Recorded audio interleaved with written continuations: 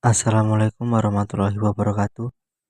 Perkenalkan, nama saya Afdan Nuridaya dari Prodi S1 Teknik Informatika semester 6 Universitas Esa Brengsewu.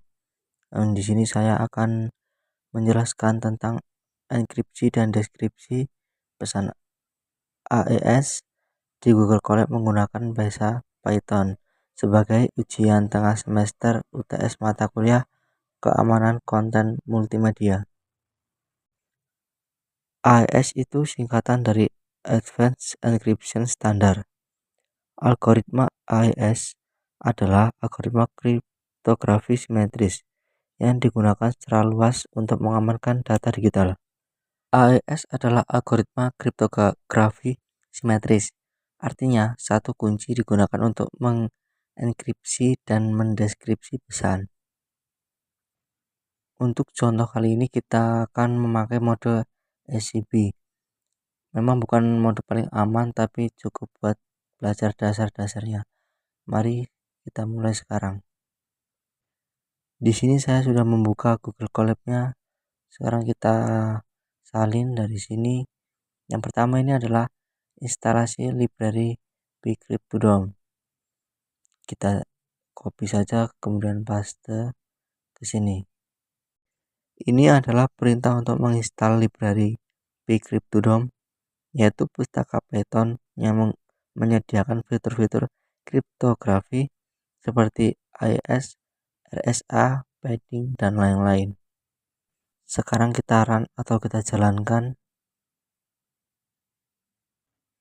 Nah, jika sudah muncul tulisan seperti ini, maka sudah berhasil diinstal.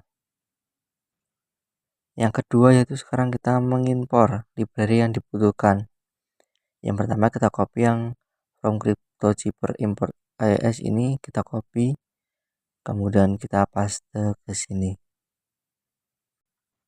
Bagian ini adalah modul untuk membuat objek enkripsi dengan algoritma AES. Kemudian kita copy baris yang kedua ini, kemudian paste lagi di Google Colab.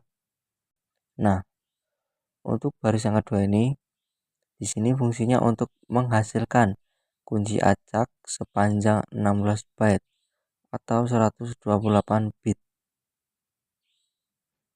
Di bagian mengimpor library ini terdapat 3 baris. Sekarang kita copy yang baris ketiga ini, kemudian kita masukkan ke Google Colab-nya. Pad dan unpad digunakan untuk menambah dan menghapus padding pada data, karena AES butuh data berukuran kelipatan 16 byte. Jadi di bagian sini kita mulai dengan mengubah pesan jadi byte, lalu ditambahkan padding biar panjangnya pas kelipatan 16 byte, karena AES butuh itu. Nah, sekarang untuk yang bagian ketiga ini, yaitu kita akan memasukkan fungsi enkripsi, yang dimana kita akan memasukkan kode ini ke Google Colab. Ini adalah sebagai yang berfungsi untuk mengenkripsi pesan. Nah, kemudian mungkin kita masukkan kode di bawahnya ini, langsung saja di bagian ini semua kita masukkan ke Google Colab, nanti dijelaskan satu persatu. Nah, untuk bagian yang data sama dengan message encode ini, di sini ini fungsinya untuk mengubah pesan teks menjadi byte, karena AES hanya bisa mengenkripsi data dalam bentuk byte. Kemudian di sini ada pad. Nah, di bagian ini fungsinya untuk menambahkan padding ke data agar ukurannya pas kelipatan 16. AES bekerja per blok 16 byte. Untuk kode yang ini fungsinya untuk membuat objek Cepher AES dengan kunci dan metode SCP Electronic Code Box.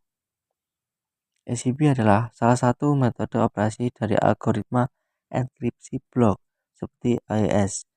Dalam mode ini, data dibagi menjadi blok-blok berukuran tetap, misalnya yang tadi itu 16 byte, dan setiap blok dienkripsi secara mandiri menggunakan kunci yang sama. Nah, kemudian fungsi dari kode ini yaitu melakukan proses enkripsi pada data yang sudah di-pad. Untuk bagian return ini yaitu mengembalikan hasil enkripsi, biasanya berupa byte acak. Kode ini merupakan fungsi dari mengenkripsi pesan. Nah, sekarang kita masukkan untuk fungsi deskripsi pesannya supaya pesannya bisa dilihat lagi. Kita masukkan kode ini semuanya ke Google Colab. Nah, untuk yang descript ini merupakan kunci yang dimana untuk mendeskripsikan pesan supaya bisa dibaca lagi. Untuk yang baris kedua ini merupakan kode yang berfungsi untuk di sini zipper dibuat ulang dengan kunci yang sama dan mode yang sama yaitu mode SIB. Kemudian di baris ini kode ini berfungsi untuk mengubah kembali zipper teks ke bentuk data byte terenkripsi. Kemudian di sini ada unpad. Kayak tadi yang di atas yang bagian enkripsi itu kan pad. Kayak yang di deskripsi ini unpad, yaitu menghapus pad yang dulu ditambahkan saat enkripsi. Nah, untuk yang kode original ini, yang original data di kode UTF-8 mengubah kembali data byte ke string agar bisa dibaca oleh manusia. Jadi ini dikembalikan lagi dari byte ke string. Sama kayak tadi, kita buat zipper lagi, deskrip datanya, lalu kita unpad atau buang tambahan dari proses enkripsi. Akhirnya kita ubah lagi ke format string biar bisa dibaca oleh manusia. Nah, di bagian ini merupakan fungsi dari menjalankan program yaitu enkripsi dan deskripsi. Kita masukkan dari kunci ini key ini sampai bawah, kita masukkan ke Google Colab.